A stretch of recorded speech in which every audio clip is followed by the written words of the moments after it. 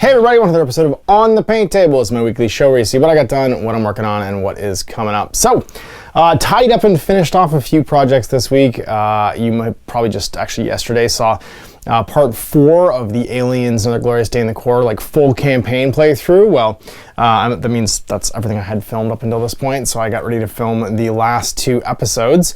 And that means I need to paint up the Alien Queen, Ripley, enraged, like clutching Newt with her little combi flamer, and the power loader as well. So I got those done. Oh yeah, and half of a Lance Henriksen. And then I'm also nearing the end of the Curse City run, which means I need to paint up the rest of the heroes. So I finished Dagny, as well as the 2 little zombie kitties, just because they were sitting on my paint table. I got Calathus left to go, and that whole box is then painted. I got some new stuff from Corvus Belli coming in for my 012, the Raptor boarding squad. I'm pumped to paint, and then the rest of my micro art scenery stuff to do, as well as a cool treat for Blood Bowl as well. So let's see what got done and what is coming up. So here are my remaining models from Aliens Another Glorious Day in the Core. This rounds out the expansion, the Get Away From Her expansion models that I hadn't painted yet, which is that tail end of the campaign. So first things first, the Alien Queen. I wish there was more to say about how I painted these. Like, they're Xenomorphs are crazy easy to paint. The only like detail I did on this that I didn't do on the other Aliens was giving it the kind of like whitish, kind of fleshy inner jaw and like dripping kind ofness to it. But it's the exact same. I used the Army Painter Mega Paint Set, dry brushed on Necromancer Cloak, and then gave it the dark tone wash with a bit of strong tone like splashed on to kind of give it a mottled effect. The base was done with, oh geez, I think strong tone over like just like a metal dry brush, and then a bit of highlighting dry brushing through a bit of the Mummy wraps to finish it off. And then the whole thing was sealed with Rust-Oleum chalked flat matte like sealer, which is my new like Rust-Oleum made Testors dull coat, and as they're not making any of the Tester stuff anymore, that's my new like go-to dull coat spray.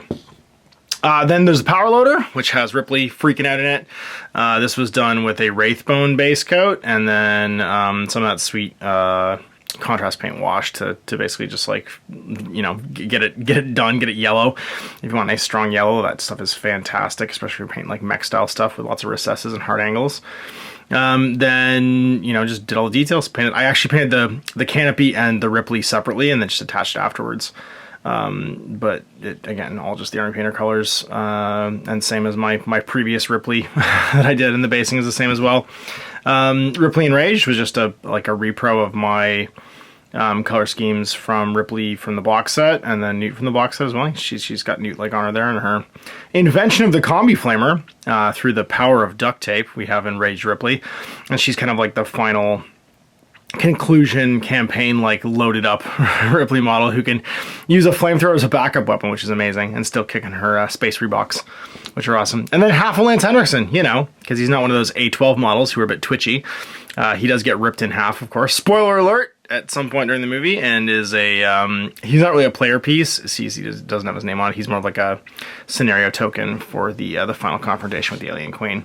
Tons of fun to paint. These hard plastic Gale Force 9 Alien models are just like some of the most fun I've had painting miniatures probably this year. Mostly because they're, I mean, come on, like, I grew up watching this movie.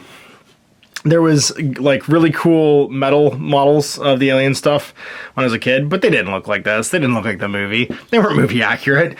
They were barely humanoid for some of them. So this is a lot of fun, and having them in my collection means I can do cool stuff Alien-wise later. Just, you know, if I feel like running random sci-fi rules and doing it set in the Aliens universe. And I finished up Dagny. I mean, yeah, there he is, Float Dwarf Admiral Supreme, ready to go loot all the monies out of Ulfenkarn and slay a vampire while he does it. Done from a base of that same sort of, I think, Highland Brown, which is a color from Imperial Hobbies paints that I've been using through my airbrush to like basically own all this stuff and give it kind of a Blanchett-sui, dirty, messy feel.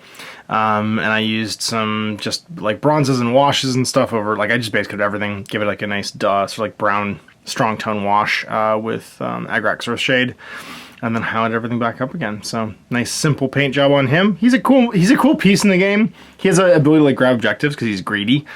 but he is a heck of a fighter once he levels up. Like flat 3 damage, so not amazing, but if you get tons of treasure items on him, there's lots of treasure that allows you to like up your damage for your attacks by taking damage, and specifically the one where like you take a wound to get +1/+2 for your whole activation, and then he immediately shrugs the wound when he's leveled up anyway. So like he takes a wound, murders everything at like 4 or 5 damage for a turn, and then immediately heals it during the next activation. So he's a neat model. The strays, the zombie strays, are all painted up. They've never happened during a crisis yet, but maybe someday. So coming up stuff, we've got, of course, Calathis. She's the last of the hero models to paint up for Cursed City. And I've just got her like airbrushed. This is that brown I was talking about over a black base coat. She's like the weakest of the heroes. I can't really figure out. We'll see how she works on the table. But she's a neat model, and maybe I'll use her in my Sylvaneth army at some point. So, you know, there's that. And I'm a completionist, so I want to use one of these guys in every adventure. I've got 2 decapitations left to film before we're done. So she'll feature in at least one of them. And then I gotta say, huge thank you to Penny Mauser out in Seattle. They ran across a lovely tree man for Blood Bowl that I had been completely unable to find, and it was in stock at their local gaming store, and they were nice enough to send it to me. So that's a huge thank you, along with some very cool Seattle chocolate. So I'm pumped. Of course, I built the tree man for my Midnight Maulers because it's the only model I didn't have access to. And Acorn is the star player squirrel, and I've built them as a separate piece because, I mean, you gotta have a chaos worshipping squirrel if you can. The sort of like the viney mask is separate here, and I base coated it in Rust-Oleum chalked, I think it's like a dark gray as my primer, because I'm gonna do an airbrush trick to get that kind of like bark effect on it using like a beige and gray.